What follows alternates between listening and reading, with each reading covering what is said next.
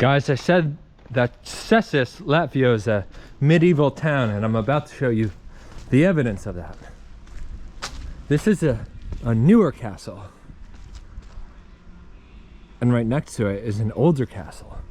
Medieval castle with old stones and plenty of stories of the good times, the bad times, and all the times in between.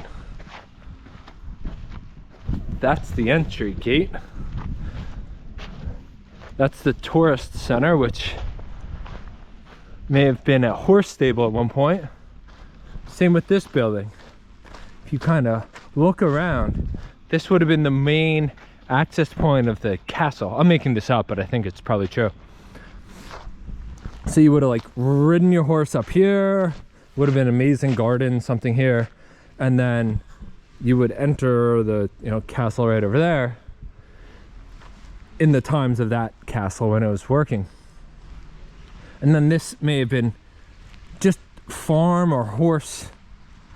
Well, it says Nordic Nature Medicine Museum, but it's probably some type of housing for the workers, or a place where the horses would go. Or maybe over there, because you see there's doors, 1, 2, 3, 4, 5, 6 doors, which looks like they could easily provide easy access for the horse, if they're a horse. So this is kind of like the general layout of this castle area. And over there it's just looks like a beautiful park, really well maintained. There's water spraying, there's beautiful flowers, lots of color. And let's go back and get a real up-close view of not only this newer castle, but the most interesting castle, the main draw of this place, the medieval castle. What's interesting about going to places like these are you never know what's real and what's not. Meaning, you look at this ancient medieval castle, right? Been around hundreds of years, maybe thousands of years, and you can never be sure what is the real stone and rock and what is just the refurbished part. Clearly, the structure's still in place, so it's legitimate, but you need to walk with like a historian to tell you what the details of an ancient stone look like. And then as you look at this place, you'd see, oh, okay, I'm looking at an ancient rock rather than a modern rock. It's starting to rain, but I'm going to continue along. We're going to go down towards a lake. There's a lake at the bottom here. Just getting some views.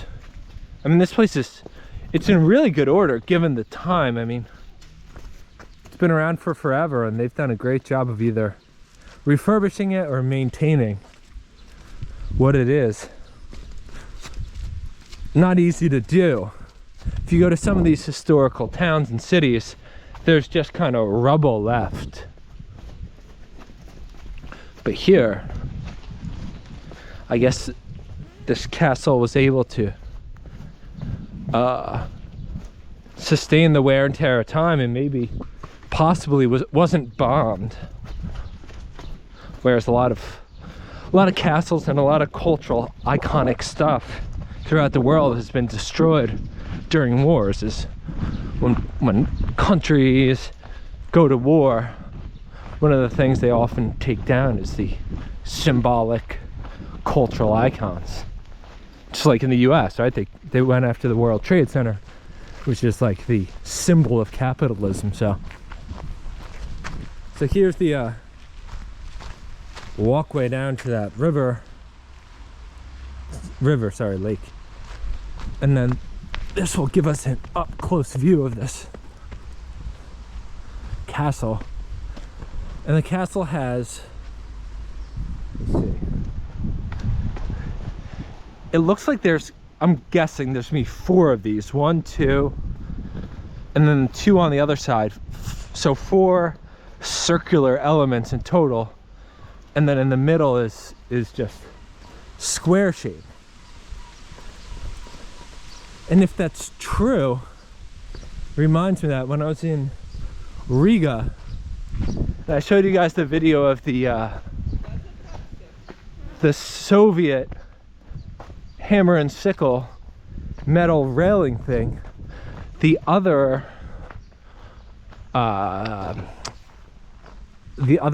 that was on that railing was 4 squares and four circular things and a square center, and that may have been a sign of this castle. So here, I'm gonna run up here. I'll probably give us our best look. Just have to sprint up here. Look at me working hard for you guys, giving you guys good looks of castles in Latvia. That's a big amphitheater kind of setup.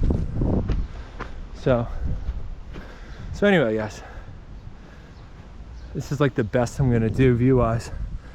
View's obstructed a bit by the trees, but this is a castle in Cesis, Latvia.